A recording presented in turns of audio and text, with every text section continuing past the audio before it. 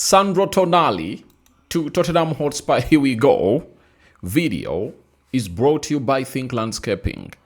They design, they plan, they transform your outdoor spaces into the best of art, that you'll ever come up and obviously appreciate that indeed this company is here to stay and obviously take you to your dream world in there for you. So smash like button, comment and share. If you're only watching us for the very first time, endeavor to subscribe to this channel so as not miss out on stories that we do upload in here on a daily. Think Landscaping is the solution to all your outdoor space problems, and they just served you with this dish, and obviously go ahead and obviously take it by calling those numbers and WhatsApping them in there for you. Best in Kampala, Uganda. Now we want to hit 30,000 subscribers on this channel, and please do the needful and really put in the required shift altogether so that obviously everything really goes on as planned. Now, yesterday Tottenham Hotspur went ahead to get the deal of Matthias Fernandes done and dusted. And they went ahead to pay £85 million guaranteed, and they got the deal of that guy done and dusted. And now today, they've gone ahead to spend another £100 million. As Newcastle said, it's non-negotiable. For anyone who wanted Sandro Tonali, had to pay £100 million. Now, Fabrizio Romano and obviously David Austin have gone ahead to break this story at the same time, 9:30, that is 21:32, that's when they all broke the story. And he said, David Austin, that Tottenham Hotspur reach agreement with Newcastle United to sign Sandro Tonali. Deal for 26-year-old Italy international to join Tottenham Hotspur from Newcastle, £92.5 million plus 7.5 million pounds in potential add-ons, best around multiple Champions League qualifications in there for you. So that is what we've gone ahead to get him through. Big story. Fabrizio Romano has come up and said exclusive. Tottenham agree record deal to sign Sandro Tonali from Newcastle. Here we go. Agreement between clubs closed and also on player side. With the Italian midfielder, fee higher than £85 million bid for Matthias Fernandes in there for you. So Fabrizio Romano is telling us that it's here we go, and obviously David Austin is telling us the exact amount of money they've gone ahead to pay, £185 million. I tell you, they've gone ahead to spend it, and they do have their man already who goes by the names of Sandro Tonali, and it's a here we go for Sandro Tonali. And Fabrizio Romano has gone ahead to obviously give us, or really throw more light to what he has gone ahead to let us know, that Sandro Tonali had agreed personal terms with Spurs around mid-June. His clear intention was to join Tottenham Hotspur. No space for other clubs. Roberto De Zerbi was pushing behind the scenes to get it done. Crucial to make it happen in there for you. So, when you look at Tottenham Hotspur, it really worries you. The signings they're making, they really show ambitions of a big club. Now, I think he has gone ahead to solve most of the problems that have been at Tottenham Hotspur. In Robertson, left back, to compete with Udogi. Central defense, he brought in Senasi, and which other player? He brought in Senasi, he brought in Robertson, Van Heck, central defender also. Then in the midfield, he has so far brought in two players, Sandro Tonali and Matthias Fernandes. And now you have to get afraid. This guy is showing ambitions of qualifying for the Champions League and maybe competing for the trophy, because he was at Brighton and he was never at any one point given a chance to sign such top players.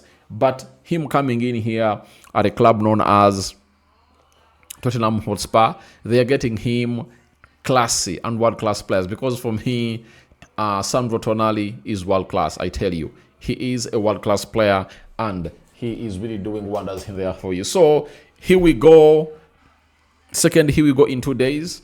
And the here we go is £100 million for Sandro Tonali. Now, I still ask myself, why is it that Man United, Man City, and Arsenal all never went in for Sandro Tonali? That is my question. Why is it that United and Arsenal never went ahead to obviously meet £85 million asked by West Ham for the player known as Matheus Fernandes? There might be some things that we'll obviously be getting to know later on. But I think for Sandro Tonali, the salary he's calling in for a desperate club like Tottenham Hotspur, obviously they had to do that. Because when you are Tottenham Hotspur and you bring in Sandro Tonali and you pay him close to £280,000 a week, it helps your reputation in this market that many other players will obviously want to come. And I think that's why De Zerbi has gone ahead to obviously say, let me get in Sandro Tonali, let me get in Matheus Fernandes, because it will send a message to other players that we need that we are ready to do business. Convincing Sandro Tonali to join Spurs and not to join Man United or Arsenal or Man City, it is really one of those benchmarks they're obviously going to be using to obviously sign players in here onto this summer transfer window. So Sandro Tonali is coming in through to North London, and I just can't wait to see the North London derby. Two players that Arsenal wanted, playing the double pivot for Tottenham Hotspur and facing Arsenal, a team that went ahead to obviously make some approaches for the players, and they never at any one point went in for these players in here. So all I want to let you know is simple. The club of Arsenal, Manchester United, Man City opted out of these deals. Tottenham Hotspur went all in to obviously pay the amount of money these clubs really needed. So we wait and see how things really pan out for the side of Tottenham Hotspur. But De Zerbi is really doing a great work in the market, I tell you. Great work. If you're having Bentancur, Rodrigo Bentancur, Sandro Tonali, and Matheus Fernandes, Pam Metasa, that midfield is really great, and I think they're really showing huge ambition. By the way, I'm obviously going to be so much sold in to watching what we call the Tottenham Hotspur pre-season, and let me check when are they playing their first game, because I really need to obviously come and really watch them. I really need to obviously come and really watch them do their thing in there for you. Let me check for their pre-season fixtures. They've so far gone ahead to announce. All right. On the July 22nd, they play MK Dons. It will be behind doors. That one we won't watch. 26th, they'll play Auckland. 26th July. Then 29th July, they'll play Sydney in Australia. 1st August, they'll obviously have to play Chelsea in Sydney. I'll have to watch these games. 15th August, Tottenham will play TSG Hoffenheim at the Tottenham Hotspur Stadium in there for you. So that is really great. They're going to play 1, 2, 3, 4, 5. You know, they're going to be playing 6 games in there for you for Spurs. So for me, I'm just excited. I'm just excited to see how these two will obviously feature, because the manager is really elite. The manager that is going to take them is really elite and is really doing wonders. Now, England went ahead to obviously be shocked by Brian Sipenga in the 7th minute and went ahead to obviously give England, gave DR Congo a lead.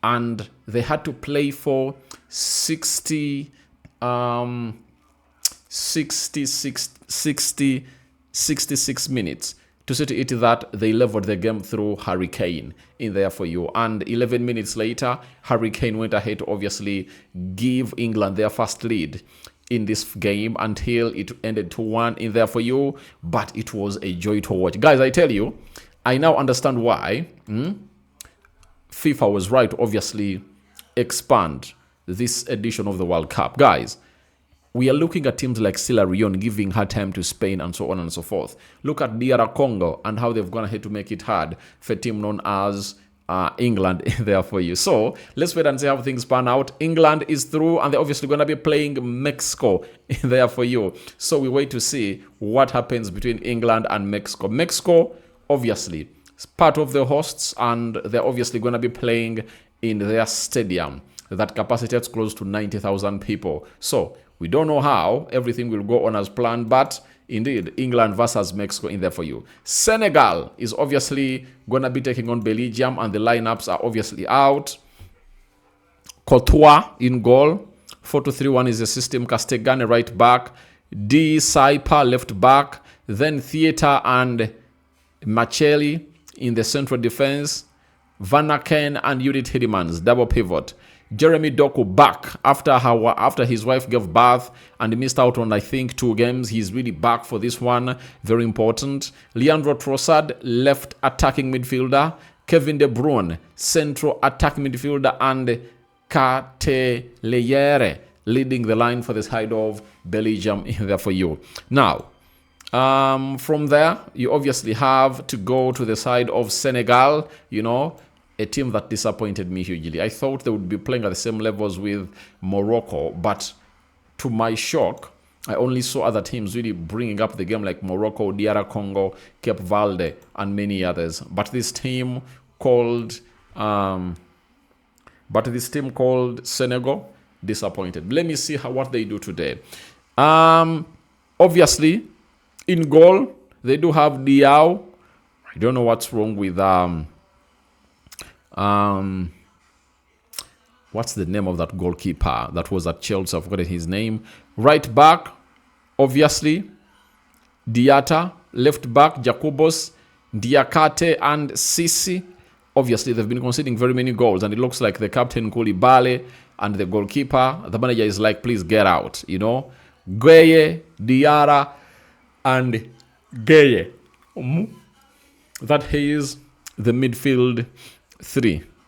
Then Ndiaye starts as a right forward, Mane left forward, Ismail Sarr is playing as a false number 9 into this game. So tell me your predictions for this particular game of football, but we are on and we'll be coming here to let you know what our thoughts are about this beautiful game of football. So your reactions to Sandro Tonali, Tottenham Hotspur, here we go, are welcome in the comment section below.